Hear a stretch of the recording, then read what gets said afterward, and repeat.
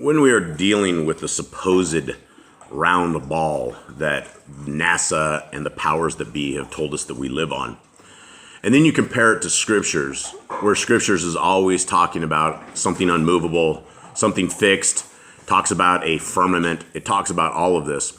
The other day I was having a conversation with a brother of mine who was ex-military, and he had been up 40,000 feet, which is roughly about 9 miles, little over 9 miles, in the sky. 5,280 feet is a mile.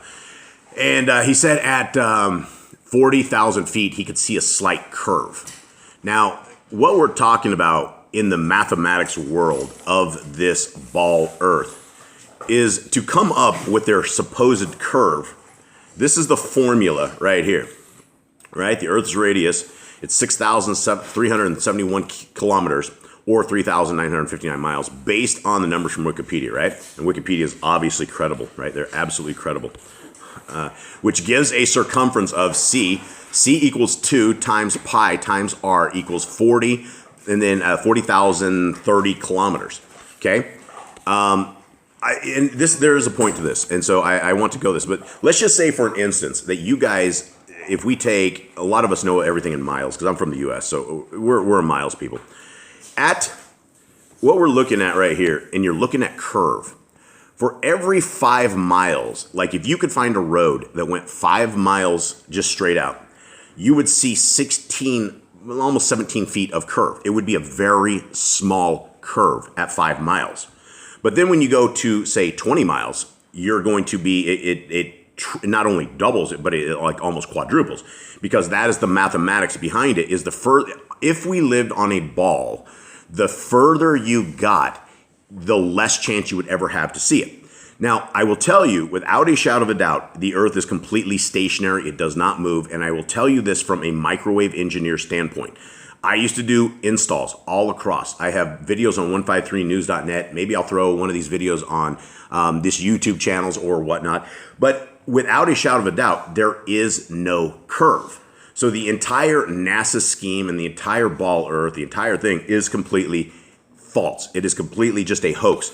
But what I found fascinating, and what I actually doing this video on, is because I went over here yesterday and I went to the source code and I looked at this, and the first thing I saw, I completely laughed. Because right here it says, this is the guy who coded this, accurately calculate the supposed curvature of the Earth, right? These guys, even these guys, the coder of this software, knows that the entire ball Earth is a scam. Guys, we live on a stationary, flat plane that does not move. Our Creator has us in a fishbowl, and it is unmovable. And people will say, well, we have, and my brother, who was discussing, he's like, well, when he's in the military, he aimed a sat phone at a completely different direction in the sky, and he was able to talk to his satcom wherever they were. Guys, that is not hard to do. Again, what I've done all my life is I bounce signals all over the place. We bounce signals down canyons, off mountaintops, off people's houses, everywhere. That is what we do, is we bounce signals. Now, if I wanted to do GPS and I wanted to emulate or simulate the exact same setup as GPS, I would set up about 15 or 20 large dishes, and I would aim to the firmament, and I would just have one of whatever we were trying to, like one of the so-called GPS satellites that people link into. It would work the exact same way. GPS is a huge looping wave that is very low frequency. Sorry about that. As I was running out of space on my old inferior little tablet here, basically we were just going over the entire fact that there is no spin. That's why you guys have never been knocked to the ground, because there's no wobble. It's why that the sun always comes up, and sometimes the moon and the sun are in the same area. You can look up and you can see the moon, you can see the sun. Remember, and then when we were talking about, say, Joshua, and the sun stood still. Remember that thing? Did the scriptures lie to us, or did the earth stop spinning, right? For the sun to stand still, the earth would need to stop spinning. But going back to why can you see the moon and the sun in the same sky, it doesn't make any sense, right? If it's all the way around, but the ballers will always have something for that. They will always tell you why it is that this is the way it is. Guys, use your senses. Our Creator has given us common sense. He has given us an ability to understand, and it's simple enough to look around us and to look at water. Remember those lakes where not a single ripple of water is moving? It is perfectly clear. How does this happen on a ball earth? Now, the last thing I want to talk to you guys a little bit about is, again, a common sense thought. Now, you supposedly have these television places called DirecTV and Dish Network, and I've installed a lot of them. I completely installed them. If anyone has ever installed them, you will know exactly what I'm talking about. If you are 1 centimeter up, down, left, right, or anywhere outside of that alignment, you lose your connectivity, right? You cannot do it. Now, one thing is, you have the dish guy come, he aligns your antenna, and you don't have to see him for like 6 years, 7 years, right? Or until something, a tree or something hits your antenna. It never goes out of alignment. Now, let's talk about common sense. When was the last time you ever saw something up in the sky that didn't move, that was stationary, that had no movement whatsoever, right? Everybody that has Dish Network, if there was a satellite moving at all, one hair to the left or to the right, you would lose hundreds of thousands of all these people that are watching TV that are aligned to a fixated spot on the dome. All they are doing is using a giant dish, firing up a very powerful beam. They hit the dome, and then all you need is basically it's an antenna. It's the alignment of the antenna. You fine tune the antenna so it is a tight beam, and they run that and they hit that link. That's all there is. There is no magic. There is no satellites flying around. There's none of this hokey dokey stuff like they told us. NASA is completely robbing the world, along with every government agency around the world that has their so-called space program.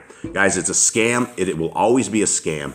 And of course, this is not salvation. This has nothing to do with a salvation issue. It has nothing to do with it, but it has to do with how much down the rabbit hole will you go? How much lies will you absorb without taking off the blinders? Because if you're tricked by this and you think we're a monkey on a spinning water ball spinning thousands of miles through a vacuum of space into endless nothing, and the environment is all expanding around us, and you take all the gobbledygook of all these so-called scientists that have never ever stepped off of our plane, you're falling into a deception. So it's better not to be deceived, and this entire thing is a scam, and even this coder knew it, because that's why he says accurately calculate the supposed curvature. Have a good day.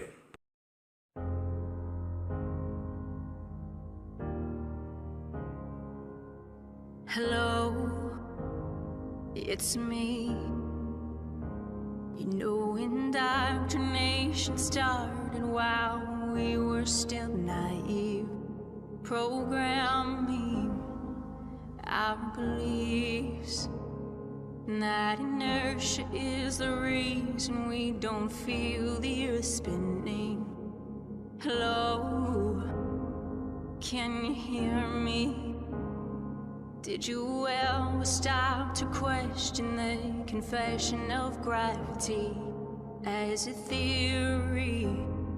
Funny thing, force alone can be explained with buoyancy and density. The sun is closer than what they've told us, not 90 million miles away.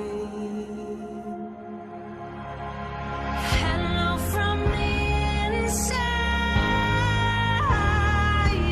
I'm here to tell you not to lie, and there never was a space probe, and those planets you've left so wandering stars, Operation Fishbowl.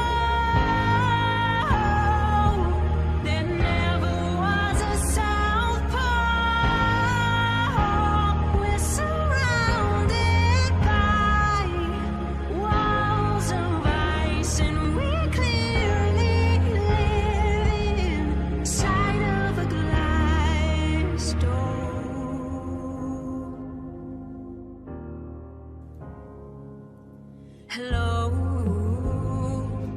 how are you? Did you get a chance to join Flight Earth and Globe discussion grew to discover all the truth. How the sun, the moon, the stars are all revolving around you. There's no more secret. The earth is stationary, it is fixed.